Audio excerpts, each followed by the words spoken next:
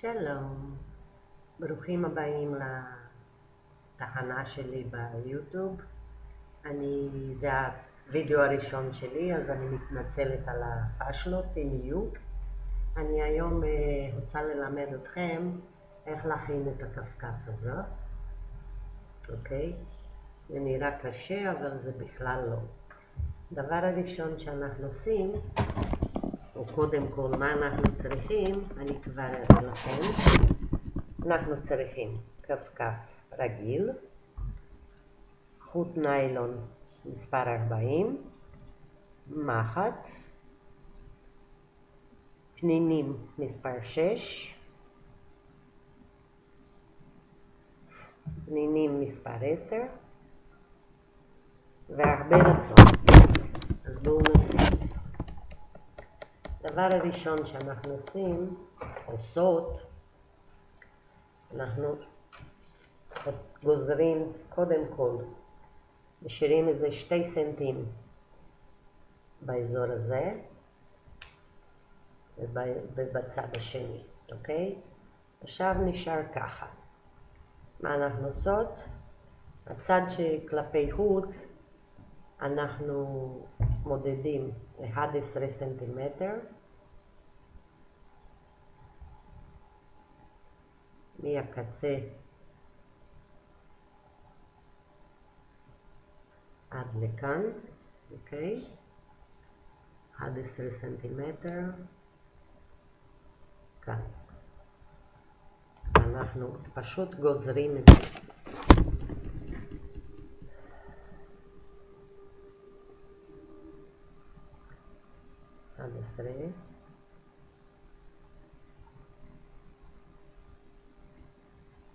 פשוט גוזרים את זה, תשתדלו לגזור ישר. מהצד השני 10 סנטימטר, 10 או 10, מה שתגידו.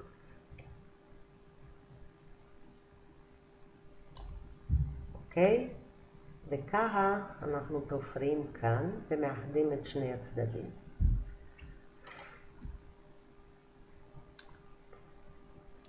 אנחנו לוקחים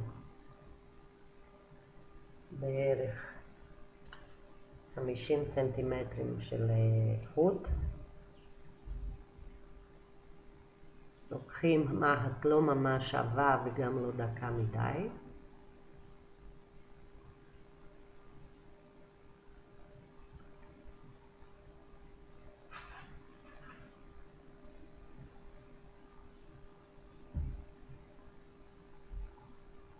עושים 3 קשרים. מה העניינים?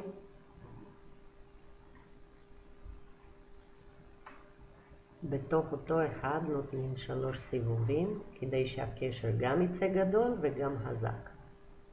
מושכים חזק, גוזרים ממש כמעט בקצה, לא לגמרי, שלא ישתחרר, משאירים חתיכה קטנה, אוקיי? עכשיו, מאוד חשוב שהתפר הוא תמיד יתחיל מלמעלה, כי אם את עושה כאן, הקשר יעשה פצע ברגל, אוקיי? אז מתחילים קודם כל מהאמצע, ממש מחדירה את זה, כך שהקשר נשאר למעלה. את באה לאמצע של הצד השני, לא עושים אף פעם X מלמטה עם החוט, כי זה מכאיב ברגל אחר כך. אוקיי? אז את באה לפינה בצד אחד,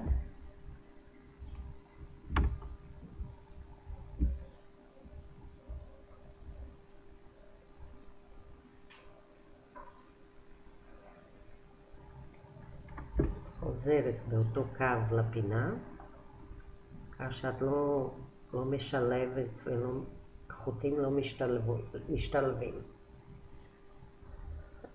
גם תשמעו הרבה טעויות עברית פה, לא נורא. עכשיו את באה מלמעלה לקצה השני, מלמעלה את יכולה כן להשתלב ולעשות איזה איקס פה, כדי לתפוס את כל הקצוות בקצה, לא יותר מדי בקצה כדי שהרצועה לא תיקרע. אוקיי? קושרת את זה, עולה שוב פעם. לא באותו מקום כמובן.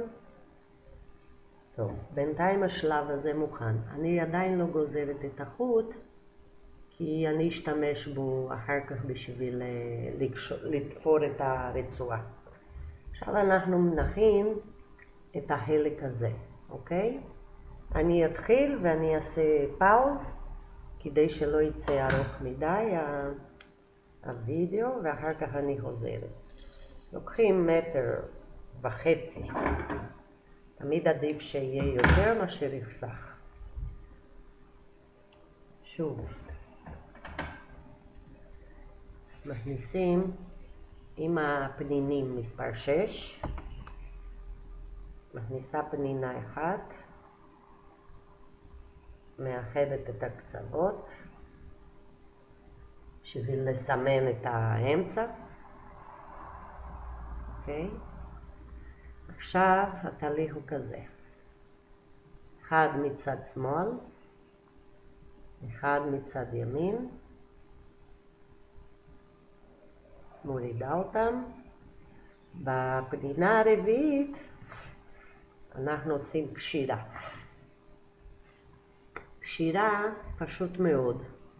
החוט הזה יוצא לכאן ואת זה מכניסים לצד השני. כך מאחדת את הקצוות, מושכת את זה כלפי מטה, והוא מתחיל לעשות ראשים כאלה, אוקיי? אז אנחנו, זה רק בהתחלה זה 4. אחרי זה, זה רק 3. אחד בצד שמאל, אחד בצד ימין.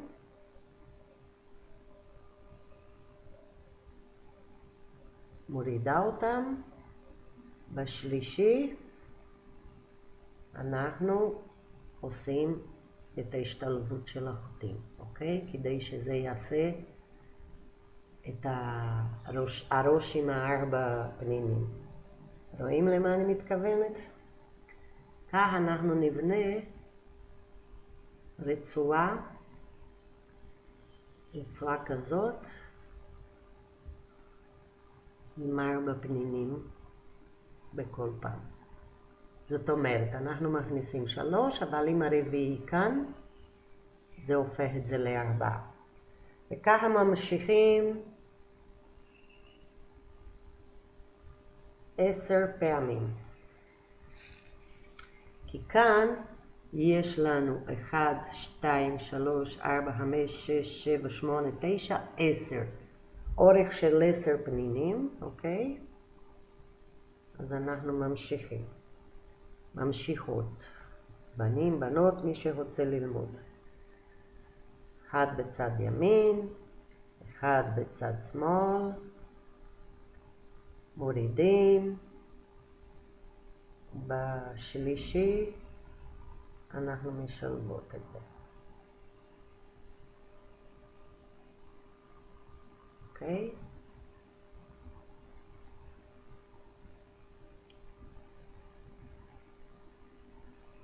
שימו עכשיו את השלישי.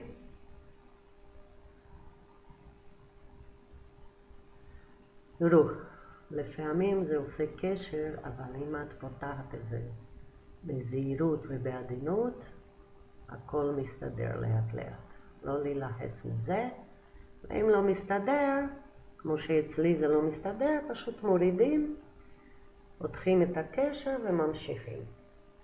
גם למנוסות ביותר זה יכול לקרות, אל תדאגו.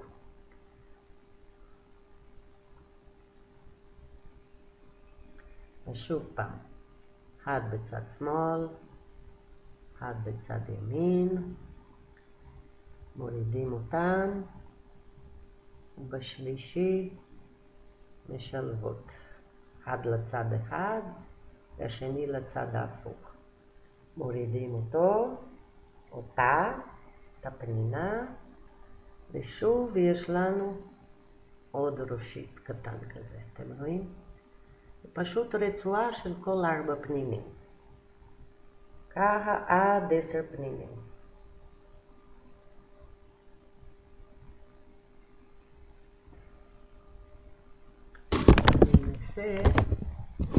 אני אנסה לעשות פאוז, אני ממשיכה ואחר כך אני